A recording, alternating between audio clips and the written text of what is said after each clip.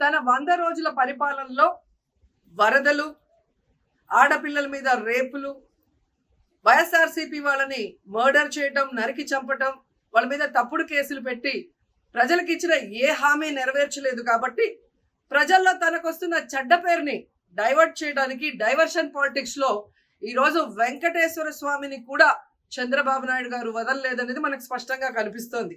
ఎందుకంటే ఆయనకి ఎప్పుడూ అలవాటు, ఎప్పుడెప్పుడు ఆయనకి చెడ్డ పేరు వస్తుందో అప్పుడు ఏదో ఒక ఇష్యూని ఆయనే క్రియేట్ చేస్తాడు.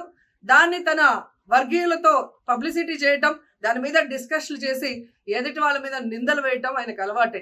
కానీ ఈ రోజు మీరు చూస్తే సాక్షాత్తు టీటీడీలో తిరుమల లడ్డూ మీద ఇంత దిగజారుడుతనంగా చంద్రబాబు నాయుడు గారు మాట్లాడతారని ఎవరు ఎక్స్పెక్ట్ చేయలేదు.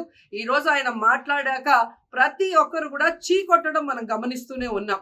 ఎందుకంటే సాక్షాత్తు చంద్రబాబు నాయుడు గారి కొడుకే చెప్పాడు టీటీడీలో ముఖ్యమంత్రికి ఎటువంటి సంబంధం ఉండదు అని. అలాంటప్పుడు జగన్మోహన్ రెడ్డి గారు ఏదో దగ్గరుండి తిరుపతి లడ్డూలో యానిమల్ ఫ్యాట్ ని మిక్స్ చేయించినట్టుగా ఆయన ఈరోజు ఆరోపించడం ఎంతవరకు సబబని నేను అడుగుతున్నాను. ఒక్కసారి మీరు గమనించండి, చంద్రబాబు నాయుడు గారు ముఖ్యమంత్రి అయిన తర్వాత జూన్ 21వ తేదీ ఈవోగా శ్యామలరావు గారు మరి అక్కడికి రావడం జరిగింది. నెయ్యి వాసన చూస్తూ లడ్డూలో స్వచ్ఛమైన నెయ్యిని మేము వినియోగిస్తున్నామని ఆయన చెప్పడం కూడా మీరు అందరూ గమనించుంటారు. జూలై 6వ తేదీ 12వ తేదీ 2 సార్లు ట్యాంకర్లది టెస్ట్ చేయడం జరిగింది. అందులో వెజిటబుల్ ఫ్యాట్ మిక్స్ అయింది కాబట్టి దాన్ని రిజెక్ట్ చేశాము, దాన్ని వాడలేదు అని శ్యామలరావు గారు చెప్పడం మనం అందరం కూడా గమనించాం. అలాంటిది 2 నెలల తర్వాత ఇప్పుడు చంద్రబాబు నాయుడు టీటీడీకి సంబంధించిన దాన్ని టీడీపీ ఆఫీసులో ప్రెస్ మీట్ పెట్టి ఇలా యానిమల్ ఫ్యాట్ కలిసింది అని ఒక నింద వేసినప్పుడు దాన్ని సమర్థిస్తూ మళ్ళీ శ్యామలరావు గారితో ప్రెషర్ పెట్టి ప్రెస్ మీట్ పెట్టించి ఎలా మాట్లాడిచ్చారో మీ అందరూ కూడా గమనించారు. సాక్షాత్తు నారా లోకేష్ గారే చెప్పారు టీటీడీతో ముఖ్యమంత్రికి సంబంధం లేదు అని. అలాంటప్పుడు జగన్ గారి మీద ఎలా నిందలేస్తారని నేను అడుగుతున్నా. ఈరోజు మీ ప్రభుత్వంలో మీ ఈవో ఉండగా మీరు టెస్టింగ్ చేసిన మిల్క్ లో వెజిటబుల్ ఫ్యాటా ఇంకో ఫ్యాటా ఉంటే దానికి బాధ్యత ఎవరు? శ్యామలరావు గారా, లేదా ప్రభుత్వంలో ఉన్న చంద్రబాబు నాయుడు గారా, లేదా ఎవరు టీటీడీ బోర్డులో ఉన్న మెంబర్సా? సో ఇది ఒకసారి మనం ఆలోచించాల్సిన విషయం. అంటే ఈవో గారు తాను జాయిన్ అయినప్పుడు ఏం చెప్పాడు, ఈరోజు చంద్రబాబు నాయుడు ప్రెషర్ పెట్టాక ఏం చెప్పాడు అనేది భక్తులందరూ కూడా గమనించాల్సిన విషయం. రెండవది మీరు చూస్తే చంద్రబాబు నాయుడు డైవర్షన్ పాలిటిక్స్ ఎప్పుడూ చేస్తుంటారు. అలాగే ఈరోజు ఆ తిరుమల కొండ మీదకి జగనన్న అధికారంలో ఉన్నప్పుడు మోడీ గారు వచ్చారు, అమిత్ షా గారు వచ్చారు, ఎక్స్ సీజే రమణ గారు వచ్చారు, ప్రెసెంట్ సీజే గారు వచ్చారు. అంతెందుకు చంద్రబాబు నాయుడు ఫ్యామిలీతో సహా వెళ్ళాడు, పవన్ కళ్యాణ్ గారు వెళ్ళారు. లడ్డూలో ఏ మాత్రం రుచి తేడా ఉంటే ఆ రోజే వాళ్ళు కంప్లైంట్లు ఇచ్చుంటారుగా, ఎందుకు కంప్లైంట్లు ఇవ్వలేదు?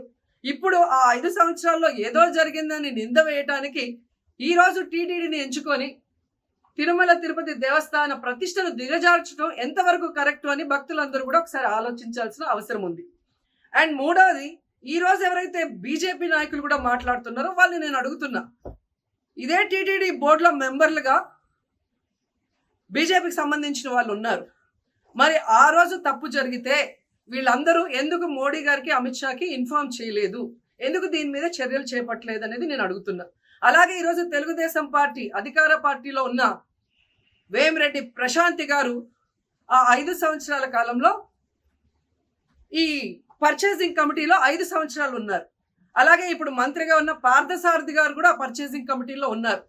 మరి వాళ్ళని విచారించండి, ఆ బోర్డు మెంబర్లందరినీ బయటకు వచ్చి మాట్లాడమని చెప్పండి, తప్పు జరిగిందా లేదా. ఈరోజు ఇంతమంది గొప్ప గొప్ప వాళ్ళు తిరుమలకు పోయి లడ్డు తిన్నా జరగని తప్పు వాళ్ళ పర్చేస్ కమిటీలో ఉన్న వాళ్ళు జనసేన పార్టీ తెలుగుదేశం పార్టీలో చేరిన వాళ్ళని మాట్లాడకుండా కేవలం జగన్ గారిని టార్గెట్ చేసి మాట్లాడటం చూస్తే రాజకీయ లబ్ధి కోసం తిరుమల పవిత్రను భ్రష్టు పట్టిస్తూ ఈరోజు చంద్రబాబు నాయుడు చేస్తున్న నీచ నికృష్ట రాజకీయాలు అందరూ కూడా గమనించి ఆ చంద్రబాబు నాయుడికి బుద్ధి చెప్పమని కోరుకుంటున్నా. ఇక ఫైనల్ గా తనని ఎవరు నమ్మరు అనుకున్నప్పుడు పవన్ కళ్యాణ్ గారిని ఫ్రేమ్లోకి తీసుకురావడం చూస్తున్నాం. ఇది కూడా మనం అందరూ కూడా గమనించాలి. ఎందుకంటే ప్రాయశ్చిత్త దీక్ష చేస్తున్నానని పవన్ కళ్యాణ్ అంటున్నారు. ప్రాయశ్చిత్త దీక్ష ఎవరు చేస్తారు? తప్పు చేసిన వాళ్ళు చేస్తారు. అంటే చంద్రబాబు నాయుడు తప్పు చేశాడు, ఇది అబద్ధం, ఈ లడ్డూలో కల్తీ జరగలేదు, ఇది నాకెక్కడొచ్చి ఆ పాపం చుట్టుకుంటుందన్న భయంతో పవన్ కళ్యాణ్ ప్రాయశ్చిత్త దీక్ష చేస్తున్నారనేది ఈరోజు మా అందరికీ అర్థమవుతున్న విషయం. ఎందుకంటే ఈ రాష్ట్రంలో తిరుమల కొండ మీద 1000 కాళ్ళ మండపాన్ని కొట్టేసింది చంద్రబాబు నాయుడు. దుర్గా గుడిలో క్షుద్ర పూజలు చేయించింది చంద్రబాబు నాయుడు. విజయవాడలో 25కు పైగా పవిత్రమైన దేవాలయాల్ని కూర్చింది చంద్రబాబు నాయుడు. పూజల్లో బూట్లు వేసుకొని పూజలు చేస్తూ అన్ని తొక్కేసింది చంద్రబాబు నాయుడు గారు. ఇలాంటి చంద్రబాబు నాయుడు కోసం ఎన్ని ప్రాయశ్చిత్త దీక్షలు చేసినా ఆయనైతే దేవుడు క్షమించడు. అలాగే హిందువులు కూడా చంద్రబాబు నాయుడిని క్షమించరు. ఆ పాపం నుంచి తప్పించుకోవడానికి పవన్ కళ్యాణ్ చేస్తున్న ఈ 11 రోజుల ప్రాయశ్చిత్త దీక్ష పవన్ కళ్యాణ్కి మాత్రమే పనికొస్తుంది. కాబట్టి ఇకనైనా తిరుమల తిరుపతి దేవస్థానాన్ని అడ్డం పెట్టుకొని జగనన్న మీద దుమ్మెత్తి పోసే కార్యక్రమాల్లో ప్రతిష్టగా దిగజారిస్తే తిరుపతి అమ్మాయిగా నేను ఊరుకునేది లేదని కూడా ఈ సందర్భంగా తెలియజేసుకుంటున్నాను.